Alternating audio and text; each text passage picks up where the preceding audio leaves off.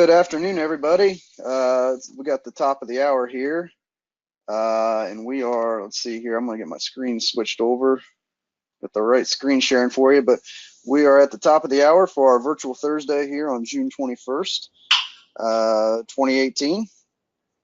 We got, let's see here, quite a few people on board with us. We got 20 attendees. So welcome to everybody. We're going to do a discussion here about the reports module. We called it the new latest and greatest reports. So we are going to cover some of the latest and greatest reports, but we're also going to cover a few other things, some job aids, as well as an annual report guide that you will be seeing soon and actually have in your handouts. So today you're going to have the pleasure of being with me, Alan Miller. I'm a regional trainer for ER, one of our full-time trainers, as well as Luke Goldstein, who is actually the product owner for the reports module. So he's going to be able to provide some great insight. There's Luke. We'll be able to provide some great insight into the reports module. He's going to show some of the latest reports that we've got up and running. And just kind of talk about, where the reports module is going. We also have Michael Bizzoni, regional trainer. You all recognize that name probably if you are a frequent person on our virtual Thursdays. He recently did the ISO training. What was that, a few weeks ago, Michael? Something like that. Yes, sir. All right. So before we get started, as we always do, just kind of some housekeeping stuff. Virtual Thursdays, remember, the first and third Thursdays of every month. They're free as all get out. Free as it can be. 1,100 hours Pacific and 1,400 hours Eastern time. The next one is July 5th with Todd Lambert.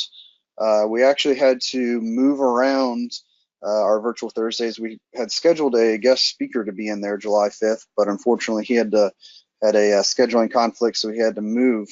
So if you have an idea for a topic, right now it's open and Todd's working on figuring out what he's going to talk about. But if you have an idea for a topic that you'd like us to see us cover that we haven't covered recently, just send us a message either at training@emergencyreporting.com, or you can even just type it in the questions area for this virtual Thursday, and we'll record that.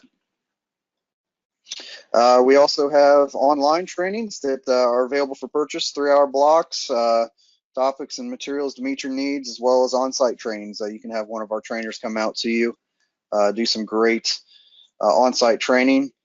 Just got back from Texas, did a great 3-day on-site there. Be on my way to outside of Orlando next week to do another training. So if you would like us to come out, again, training@emergencyreporting.com. You can inquire about that and the prices, as well as the regional training academies. We actually have ongoing right now the Charlotte Training Academy that was sold out. We got some trainers down there doing some great training. They're on day 3 there, but we also, upcoming here, August 21st to 23rd, we have our Denver, Colorado training. And then the next one, get it going here. I'm going to send you guys the link here in the chat. But then, as well as in September, we have the San Antonio on-site, and as well as in October, the Oklahoma City Regional Training Academy. So keep an eye out for those, and I'm going to send you guys, let's see here, Regional Training Academy. I'm going to send you the link so that you can inquire about those if you'd like. They're a great time, a great way to communicate with other ER departments and get a lot of information to you and answered. So I'm going to put this in the chat so you have it. There it is. But today we are going to, let me exit out of my PowerPoint here. We're going to do an overview of the reports module, talk about some fresh reports, and then show you some job aids. So first off here, just kind of want to give you, especially if you're a new customer, an overview of the reports module and how it works. So I'm in one of our demo accounts. I'm going to go into the reports module here. And when you're in here, you're going to see all the different modules that we have reports for, as well as at the top here, we have the top 20 reports. So this is going to be top 20 reports that are used in your system. So a great way to see what reports you're pulling, and a way to see quick reports that you're always pulling out of the system. Another great way to do that is through the favorites. I'll see if I've got it. Yep, there's a few favorites in here. So you can add and delete those favorites, and I'll show you how here. And go back. I'm going to go into report 1645 here, which is incident statistics, and I'm just going to run it for the year using this demo account because it's got some more information in it here. So you'll see this is what one of our reports looks like. I'm going to scroll down here to the bottom, and this is where you can see document ID right here. So that's our report number. You'll often hear us refer to the report number. This is where you can find that report number. So that's the way you can look it up. If you just type it up here in the search box, that report will come right up for you. Another thing that I wanted to add, which actually I skipped over what I was going to talk about, add to favorites. So right here, if you're going to add to the favorites, this is what you can click right here. I click that button right there. And now if I open up my favorites tab, you'll see that that report's been added to my favorites. But if I run this again here, the other thing I was going to talk about is down here on the bottom. Luca has done a great job in our reports for most of them, I should say. Some of them will not have that, but you will see in the footer here, you're going to have a brief overview of what that report is and more information about where it's pulling the information from. So this is just incident statistics. So what is that? So only reviewed incidents are included, and then it has CO checks only include incident types 424, 736, and 734. And then as well as some more information there about EMS information, patient contacts equals number of PCR contacted by apparatus. And then now it also gives you a little information that this report now returns both NMSIS 2 and NMSIS 3 data as appropriate. So that's just a little bit about what you're going to see in the reports. And then I'm going to go back up to the top here, report 779. Some of you may know what that is, some of you may not, but I'm going to bring that one up. 779 is a master list of reports. So this is a great item that you can print off. Well, you can print off or download. It's 16 pages because we have a lot of reports. Luke might be able to tell you exact number, but we've got a lot of reports and they're sorted by module here. And great list of all the reports that we have in the system. So it may help you look through there and see what reports you need to pull and what information you're looking for.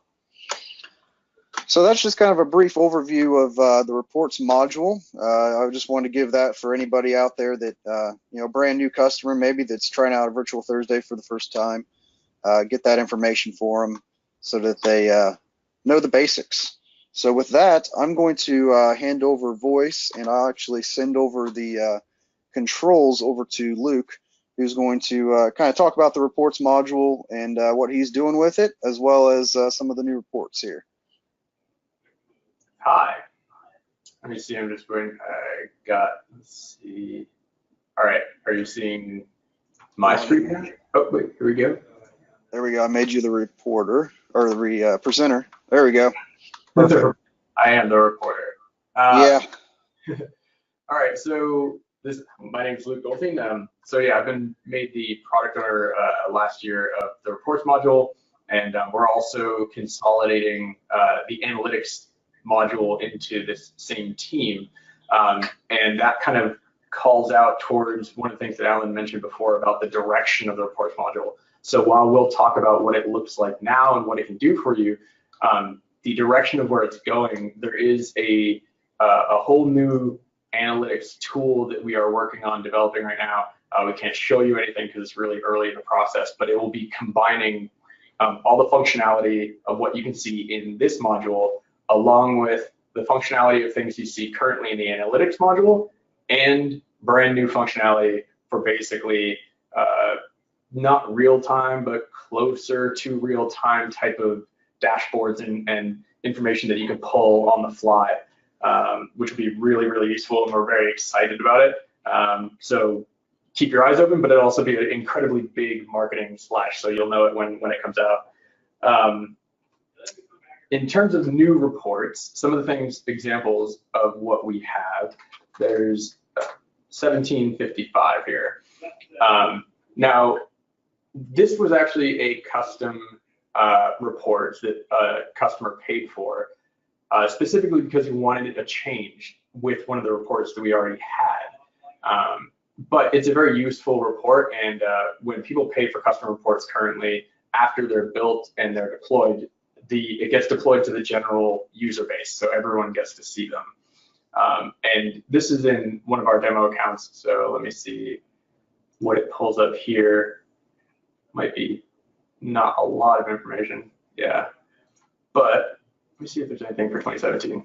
You can already see how quickly it runs, though.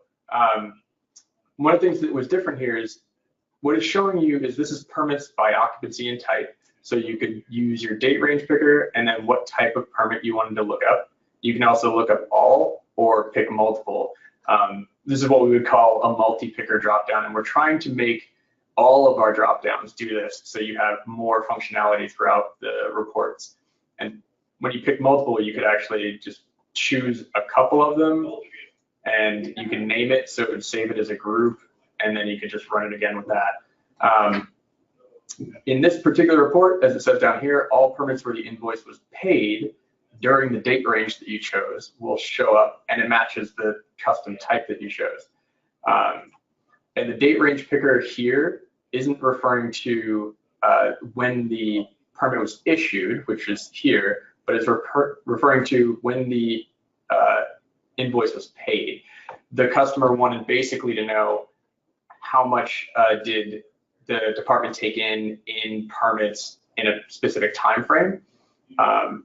And it also kind of helped say he wanted to be able to use this report and reference it against his bank deposits for the department and make sure they matched up.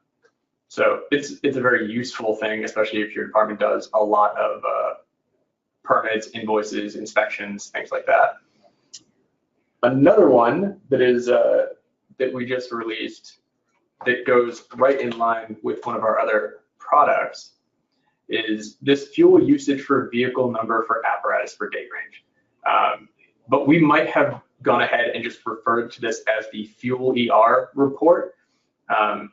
We have this other app called Fueler, which is the ability for you basically to track all your fuel usage on your various apparatus. So every time you take it to the station, every time you fill it up, you can enter it through this new simple UI on that app. And then we realized when we built it, people started using it a lot, they loved it, but we didn't have a report specific to backing out that information to be able to pull it once you've entered it from Fueler. So we created this, and let's see, let's go again, just do last year, see if there's information here. Nope, but it will show you, this is the information you can always see. And this is another thing that's kind of useful is that when you do run reports in your account and say you don't have any data or you don't know what you're going to pull yet, you can just run it, and even if it comes up blank, you will always see all the column headers and the description, so you get a better feel for what you're going to get when you choose a date range that has the information. But this report will now tell you all the when the fuel was done, who did it, and this will be the hours that were tracked when you started the fuel order. So in your maintenance module, when you make the fuel request, this is the hours of like how much engine hours at that time, how many miles at that time, and the fuel volume will be what you've added. And then this is the diesel exhaust fuel, if I'm correct. So this is something a lot of other places are using, cost, and then any notes that came in. And what this will do is also, it'll add up the totals for every apparatus in the group, or depending on if you pick one or more. And then the bottom, it'll add up all of the hours, miles, and fuel volume and cost. So you can easily see how much did my department spend on fuel in this month, week, any time range you pick. That was a much asked for report, and we got it built as quickly as we could. And then lastly, let's take a look at, this was another custom request, but it wasn't a custom build. This report here, mutual or automatic aid received by FDID for incident type for date range. So of course, a lot of departments want to get the information about any incidents that they have received or given mutual aid.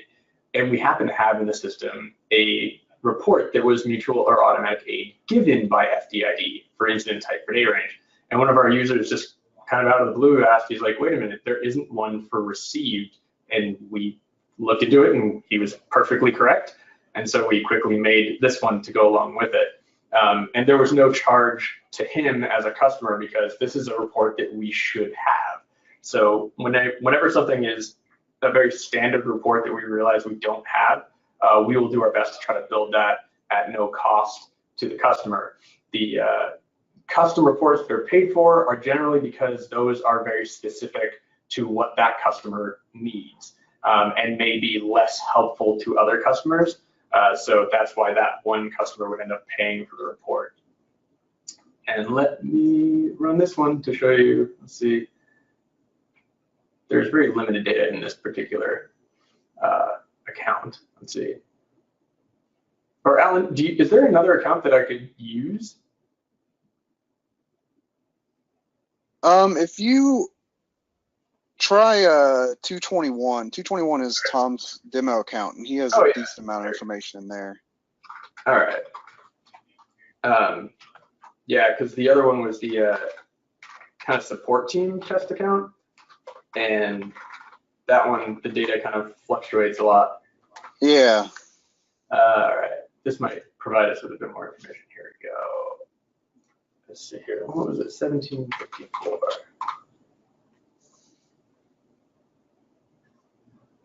All right, so let's try last year.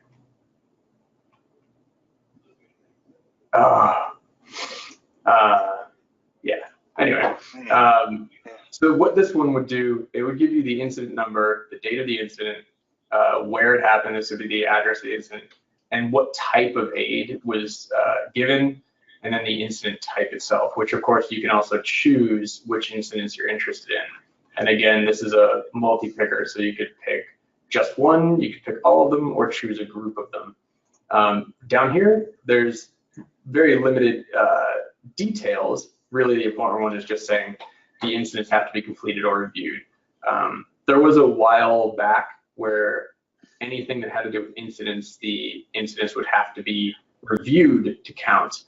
But when I came on, when I was looking into it and I talked to some users, it seemed that having it in the completed state where it hadn't been reviewed yet was perfectly fine for a lot of these reports, because a lot of the users would say, well, I want to see information, but our incidents don't generally get reviewed until maybe a couple days after they're put in, and they don't want to have that lag time. So we've been trying to adapt any report that we come across that we have to work on that is still using only reviewed incidents, that unless there's a specific reason why, we try to open it up so you can get more of your information out and into your hands. So, and when Alan mentioned earlier, the 779, the master list, there's a lot of actually support staff here who have this printed out.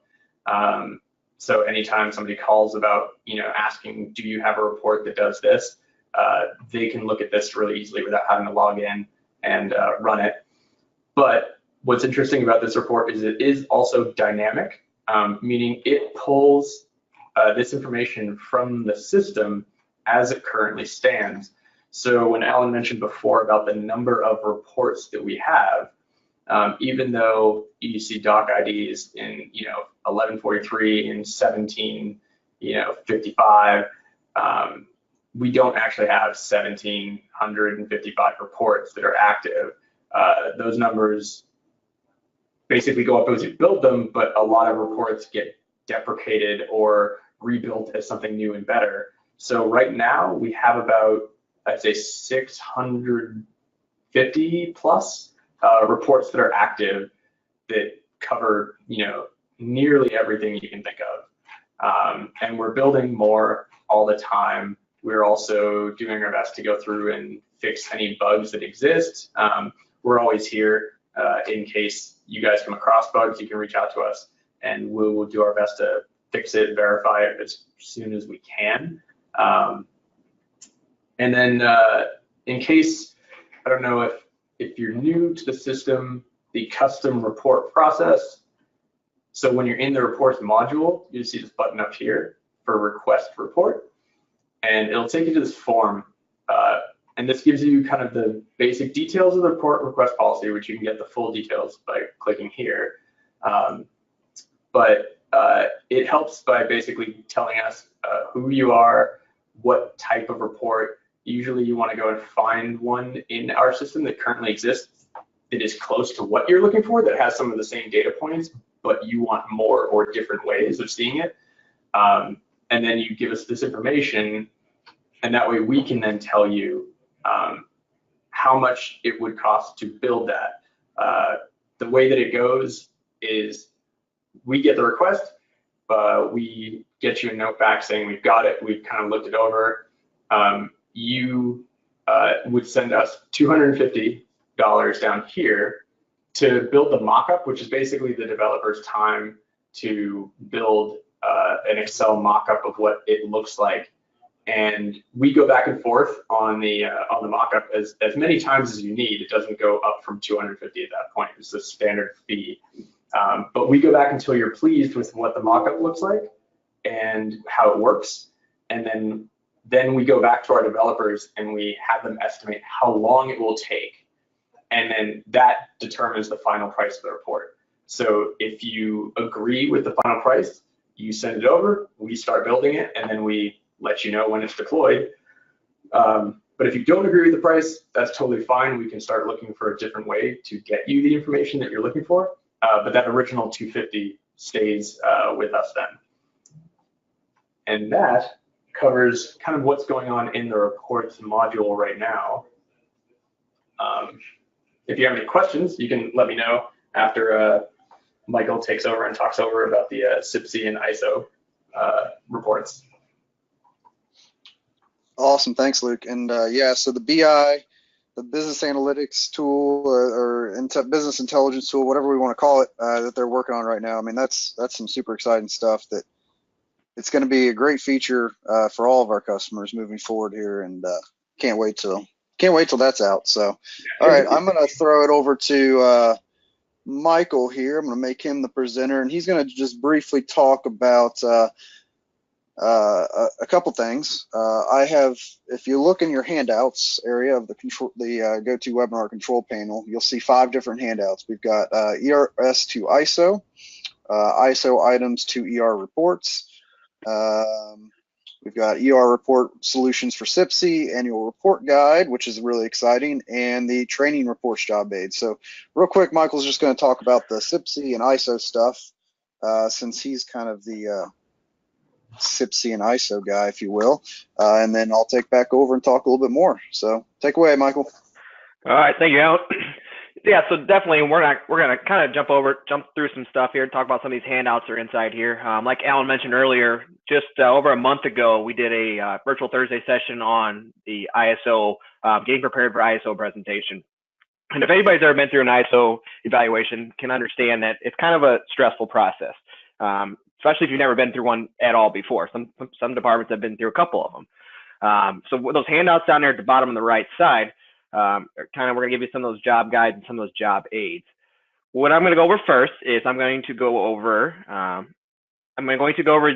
actually, I don't want to go that one first. We're going to talk about, sorry guys, we got a couple of them going here. We're going to talk about the ISO stuff. So, and we're going to talk about CPC. So 2 different things, accreditation and ISO. Accreditation through CPC is a voluntary process. ISO, not so much. Pretty much every department in the country will go through an ISO evaluation at some point in their careers. That presentation we had back on May 17th, it is recorded. It was with one of our guest presenters, Dave Richardson, out of the Midwest City Fire Department in Oklahoma. I highly recommend you go back and review that, watch that Virtual Thursday. I will post a direct link down here in the chat here to kind of get you to that recorded session, if you would, if you want to get a chance to watch that good hour-long presentation of information. Mr. Richardson did give us a lot of information to pass on. One of these things you are seeing is what he is allowing us to show. Again, I'm going to switch because it's keep giving me trouble. Sorry about that, guys. Here, well, I guess first thing, we're going to go ahead and just talk about this first because that's what's showing up. So what you're seeing here is all the different ISO items, ISO line items that are evaluated. This far left column here in column B, if you would, is ISO item. This is their ISO, the code numbers that they refer to it as. This is what they want to see. Okay. When you think ISO, obviously, what do you typically think about? You think about training. Training was one of their big things, but they also look at a whole bunch of other different categories. So what we're referencing here on the left side, what they're looking for. Next column over here is their note column here. This is basically kind of the overview and the notes about the particular items that they're looking at. And then the next column over here is the big important one. This is how ERS is helping you gather that information here. These are all our different report numbers. So as you can see, there's a lot of different reports. I'm not going to go through each one of these because it obviously take quite a bit of time. There's more than one ways to get that information here. So usually what's going to happen in your ISO evaluation the first time, if you've ever been involved in one, the first time it's going to happen is the individual or evaluator is going to come in and ask, I want to see this type of, certain item 510, necessary or needed into companies. Well, if you look over here at item 510 here, go over to the far column here, we have two reports that basically focus on that particular item they're looking for. So you can run these two reports, and hopefully maybe this is the information that he or she wants. If you're good, you're golden, and you may satisfy their need, and that's all you need to do. Otherwise, good information in obviously is going to mean good information out. So that's one of the biggest points is we always want to stress. Further over, obviously we give some more notes about that particular report. This guide is actually one that we put together probably not too long ago. Alan, you're fairly new, correct? I'm still seeing the colored one. Okay, the colored one. Okay, yeah. So this particular spreadsheet is something we put together pretty recent. I think as even as of last month. So it will be updated accordingly. But again, this information is all available to you down here in the handout section. So I think we got a question here. Oh, yeah, he couldn't get them to open, so I'm going to send those to him in his email. Perfect. Awesome. Good. Thank you. So we're good on that there. So next thing we're going to talk about, and I'm going to get it pulled open here, is we're going to see why it's not doing it. So I got three screens going. It's not showing what I wanted to show. Blank here. Yep. All right. Let me pause it.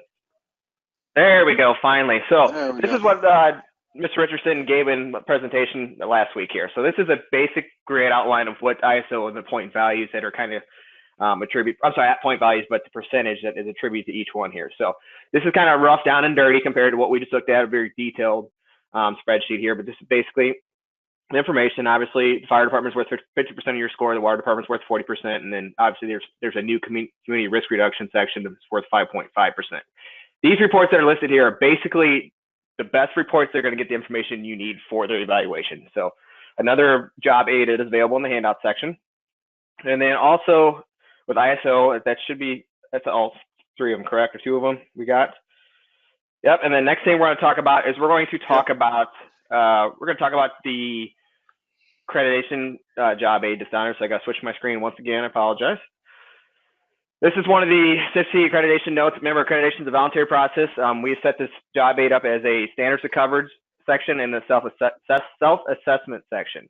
So with the accreditation process, basically what it is you're going to apply for accreditation, and then they're going to give you information that basically you're going to have to gather up together and produce to them when they come evaluate you. So if you kind of follow through here, there's multiple information. As you scroll down, you will see the codes down here on the left side. These are the CIFC codes that they're referencing, what they're looking for.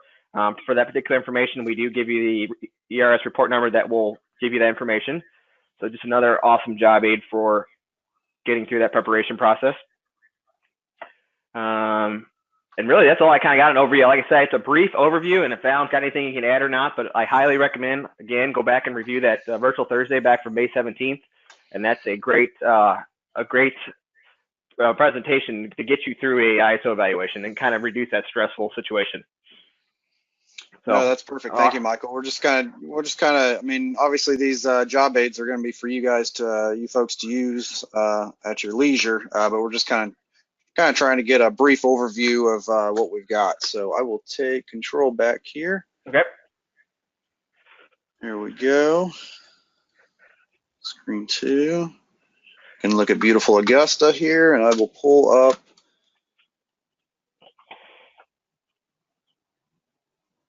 Alan, are you taking care of Jeff? Yeah, I've got Jeff. I sent that email, but I have not sent an email to Taylor there. I can forward that on to. Okay, let's see here. Let's start with the annual reports job aid. So this is a job aid that was originally prepared by. I think it's the wrong one. Hold on one second here. Let me make sure I got the right handout in there first of all. All right, so this is the correct one. Let me make a big screen here. So this was a job aid that was originally prepared by Tom Lewis, who is in professional services now, and was revised by the other full-time trainer, Mark Wolf. And it is mainly just a job aid overview of training reports. So, you know, at the end of the year, or, you know, somebody's got a renewal for their cards coming up. This is a great job aid to find information about all the training that you've got in our system. So again, this is going to be just a brief overview here. I'm not going to pull up too many reports, but let's see. We got information about JPRs, current certifications by personnel with a bunch of different multi-pickers. So it's ideal, like it says here, ideal for checking current certification by the granted date. So lots of great information in here. And Tom originally, and then Mark earlier this year, put a lot of work into this to get it together to make sure that all the information was correct, report numbers were correct. You know, if report numbers change, it does happen. So they make sure that everything is correct in there and is good to go. So that's that one. Let's go down here and let's look at, let's see, 1, 2, 3, 4, and this is the big one here. This is the annual report guide. Make this big on my screen.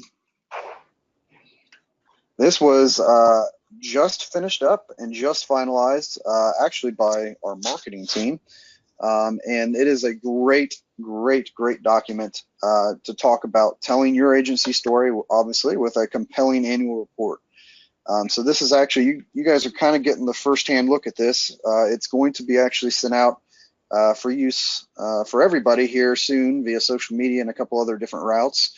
But this is kind of the first look. So it's got lots of information about how you can do it. You know, telling your story, you're going to make it visually appealing, and you're going to want to think big picture results. And they got a lot of information from trainers, other people within the company who have experience building annual reports, as well as a few customers who are willing to give a lot of useful information about how they build annual reports and how they use our system to do so. So you'll see through here, it talks about how to use the guide, but you're going to see throughout the report, it's going to talk about things that that you should put in an annual report or are helpful to put in an annual report.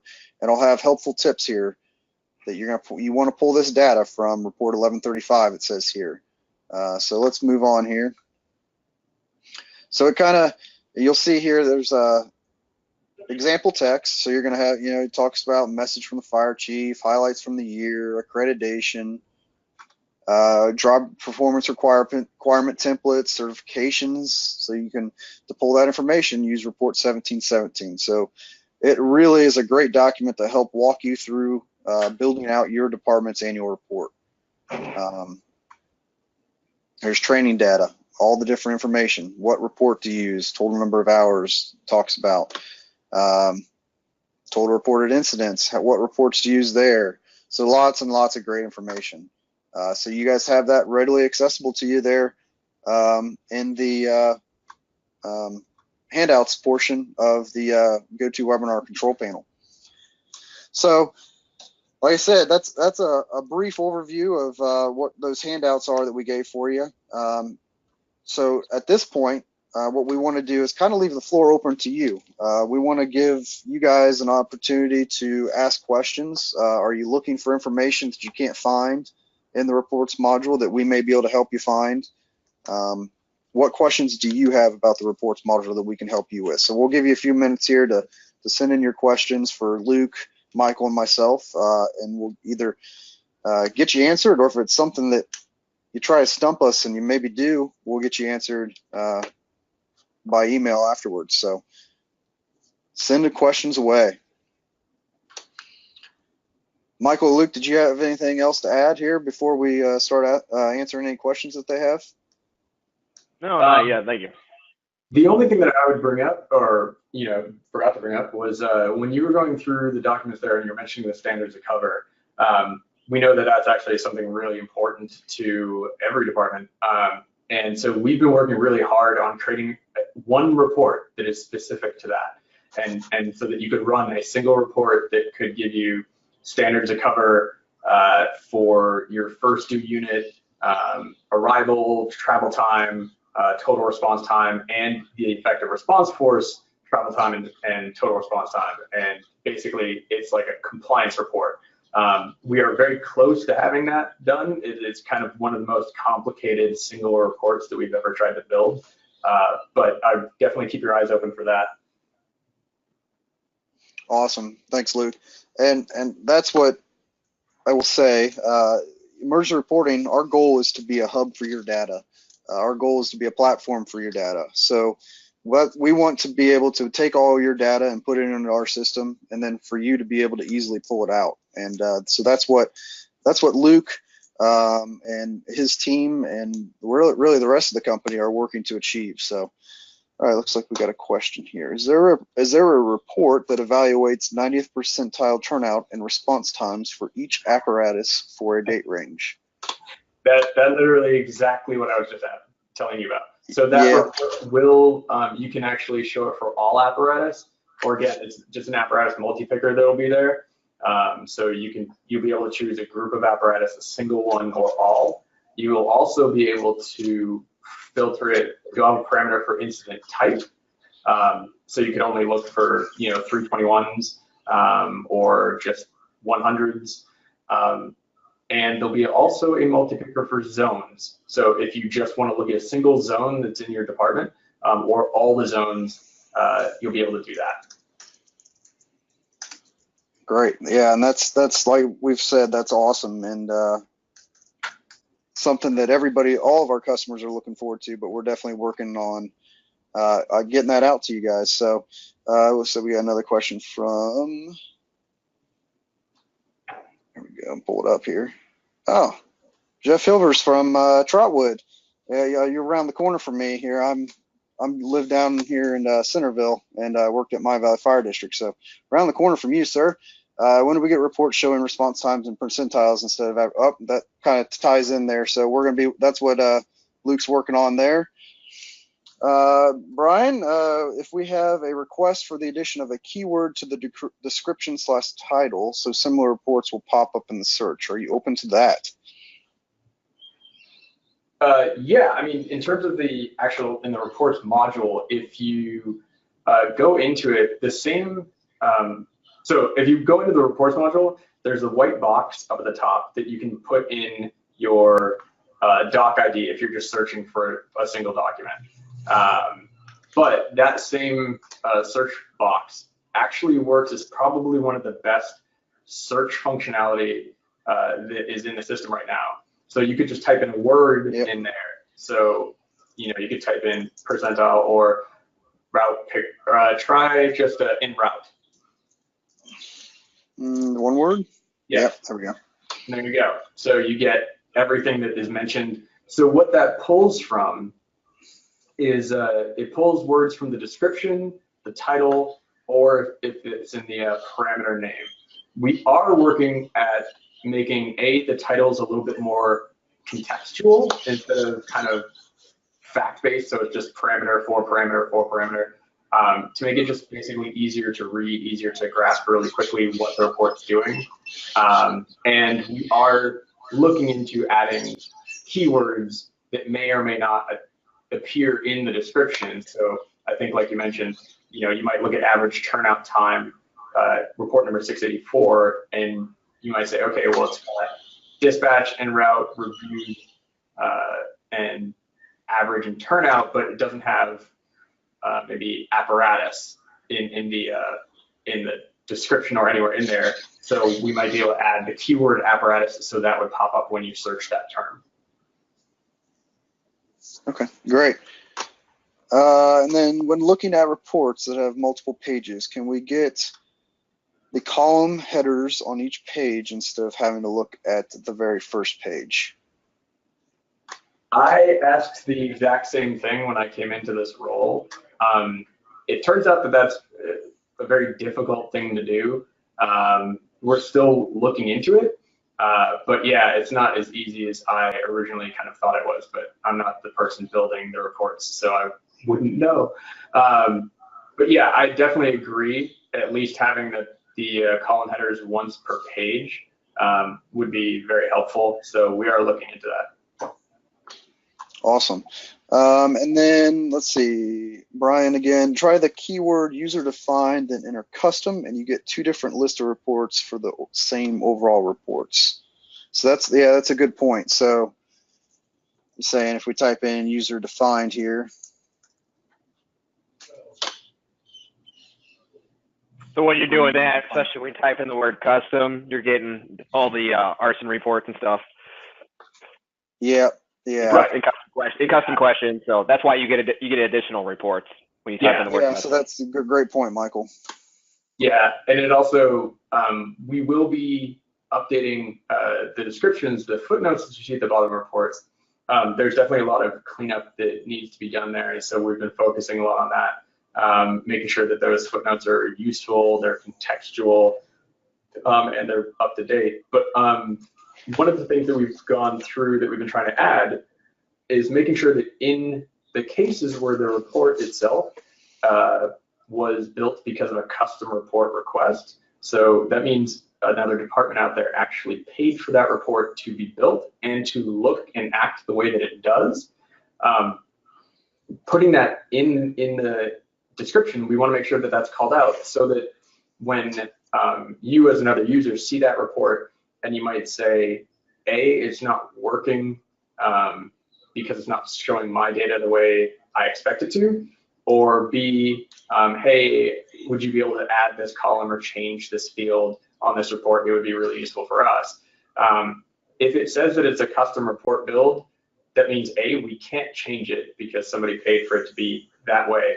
And also, the results may be different for your department because your department maybe have settings in the account that's different from the person who paid for it.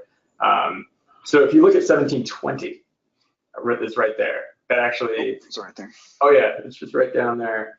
That actually has in the description, it'll say after you run it that that results may be not show up correctly. Yeah, there we go. This is a custom report request and set to specific account settings for Stevenson Volunteer Fire Department. Results may not be fully accurate. This is a LOSAP report, so it's specific to the way that in their account that they've set up LOSAP. So for them, this is accurate, but for your department, it may not be because your LOSAP settings may be different. We're trying to make sure that that's always called out so that there's no confusion about why a report is a little wonky. Awesome. Yeah, that's a great point as well. Let's see. Luke, Brian's going to get with you offline. He's going to get a little more specific about that search issue there. And then Chris would like to discuss the Fuel ER module, which is no problem. If we can do that once we're done with. Alan, give me a second. I can get that going on a reflector. They want to see it. Oh, sweet. Yeah. Give me a couple seconds here. We want to do something else here. Yeah. So we'll just if anybody else has any more questions about the reports module and any reports or those job aids or anything like that, hit away. And if not, we will switch over to Michael here. Let me give him presenter features so that he can show you the Fuel ER feature, which is great. And especially now that Luke and his team has worked hard to get that report feature up with all the fuel usage. It's a great feature if you don't use, fleet credit cards or something like that, and you're looking to record information about how much fuel you're putting in. It's a great way to do it. Even if you are using fleet credit cards, it has a great def feature. So I know that that's one of the big pain points of the fire service. Well, any service that uses diesel vehicles anymore is the def fluid. So it's a great way to be able to. Oh yeah, there we go. It's a great way to be able to do record that information. So, all right, so. Sorry, I am on my active phone here, so hopefully nothing comes across here. But so hopefully this is what you're asking for, Chris. The Fuel ER module is what we call considered a web app. Okay, it's a free part, free app. You actually have to add a kind of like a bookmark inside your phone here. The web address is going to be up here. Let me click on my phone. Well, I'll tell you what, Al, you want to find the web address for him and put it in the chat box here. I'll kind of show him how this works while that works out. Yeah. So your username is going to be the same thing as your ER login here. So actually, I have mine already saved, and I'm still an active fireman, so this is going to be my department's live account. So you will probably see some things here. So I'll put my password in here, show my phone my beautiful face here, and authorize it and log in. So this is kind of how this works here.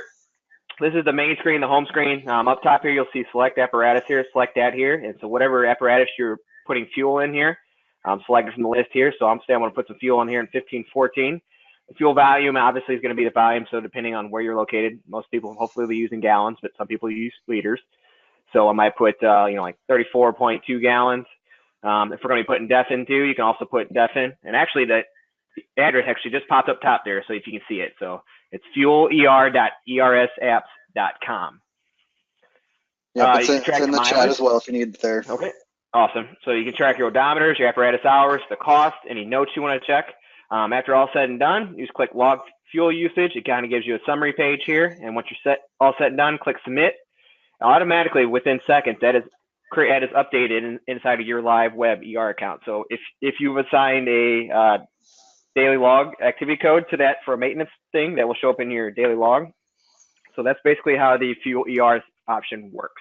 And then as Luke mentioned earlier, we do have one of those new reports that pulls all the information about fuel costs and everything. So very beneficial for tracking fuel costs, and also very beneficial for tracking how much fuel you're using, especially if you're having a discrepancy between the amount of gallons going out and the cost. Say forbid somebody's stealing or borrowing fuel from the department's fuel tank. You do have the ability to check for stuff like that. So hopefully, Chris, that answers your question. Yeah, that's awesome. Thanks for reflecting that up there, Michael. All right, so you can take it back, Alan. Yeah, so Chris asked if we could show a report for, are you asking for Fuel ER? Related to Fuel ER, yep. So that was report 1753. Are you able to show them real quick how that looks? Yeah, I do have one pulled up. I'm sorry. Let me switch over here to. You're fine. Okay, I'm going to log out of this account. I'm actually going to show you in my department's account. We just did all that here, so don't look at my passwords, anybody. So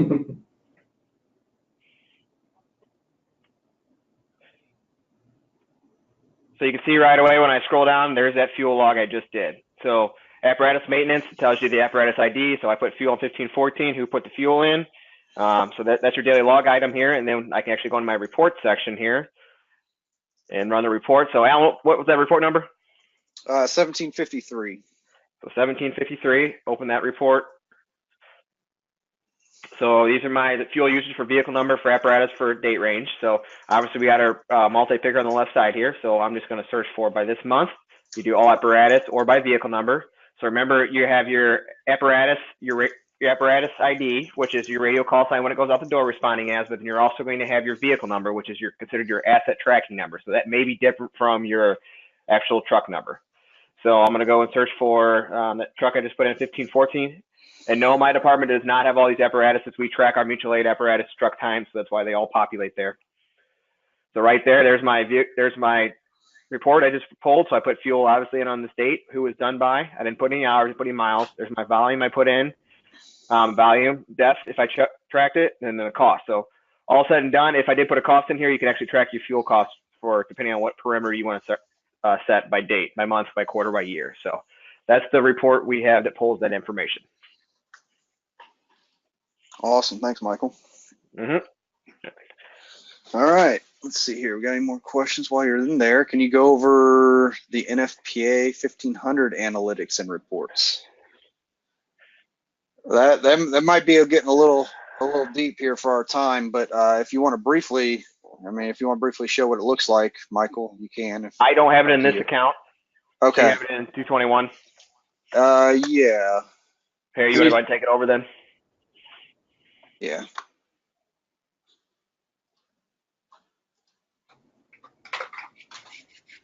Let's see here. I'll log back into 221 as well. Okay.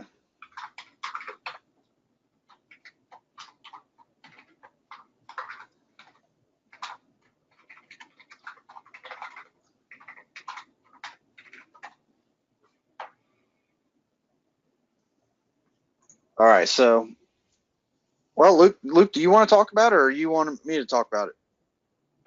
Well, I can go over it briefly. This module itself was actually just handed to my team earlier this week.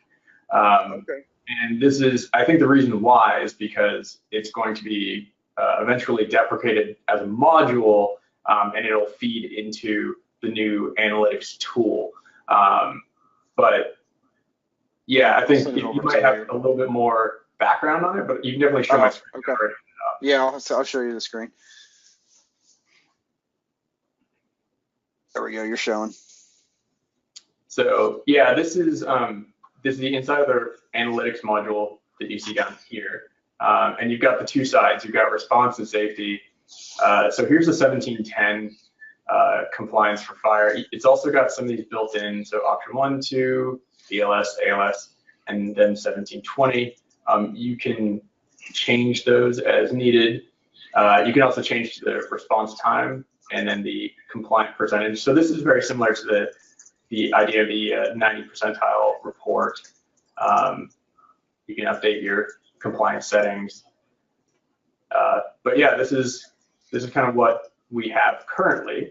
And the new analytics tool will also function very similarly to this. But even between now and then, we're really working hard on getting just a report from the reports module that will kind of give you some of the similar data. And you can drill down into various areas. So you just want to see the 4 incidents in February, where those happened. So that's the 1710 side of it. And also in the analytics, there's also the safety side, which can basically tell you whether or not certain items you have in your account are out of compliance for NFPA 1500.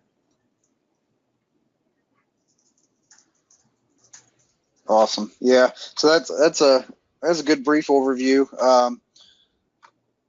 The big things, especially with so the response is great. So you set your parameters there, like we were talking about, and then the safety analytics. It's going to be a big, what you have built in the system right now, as well as, for PPE. Are you tracking all your PPE in the system? Are you tracking all your equipment in the system? Facilities and so on. So if you are doing that, then it might be a great tool for you to use and to have a great indicator of where you are at within NFPA 1500 compliance. So and like Luke said, when that new BI tool comes out and everything gets integrated together, it's going to be even more efficient and even more useful for all of our customers. So. Okay. Let's see. Alan, real quick, Brian's got a last minute question related to fuel ER. I'll kind of answer real quick. Brian, to answer your question about anytime we use a fuel ER app for a particular engine, it's populated a daily log for all stations. Is it designed that way? Is there a setting that can be used where it only populates in the log for that station is assigned to? Currently, the way right now it's set up is inside of your administration module. Not sure if you have permissions to access that. However, there is a default auto populate for the maintenance section for doing maintenance items here. And really, the easiest way to have everything populated in the daily log is you got to create a generic one. So to kind of answer your question in a nutshell, right now, currently, there is not a way to distinguish per apparatus per station when you're tracking fuel usage. It just shows up in everybody's daily log. That's one of those 4 things that populates automatically into the daily log. So hopefully that kind of answered your question there. Yeah, and currently we're also the issue is that all maintenance items they're not tracking with any of the stations. We asked, if it's engine 1 and it's at station 1, well, why isn't it just pushed on station 1? So that's one of the things that it's a known thing that is being worked on, and hopefully the team is able to resolve that here in the future. So, all right, doesn't look like we have any more questions, and we are reaching the end of our time. So we appreciate everybody being out here online with us today to go over reports and a little bit more. So thank you for your time, and thank you, Luke, for jumping on with us and providing your knowledge about the reports module, as well as you, Michael, for taking the time out of your day to be on with me as well. So with that, does anybody else have any other question or anything else to say? No, sir. All right. Well, take it easy, and everyone be safe out there. Thanks again. Thank you very much.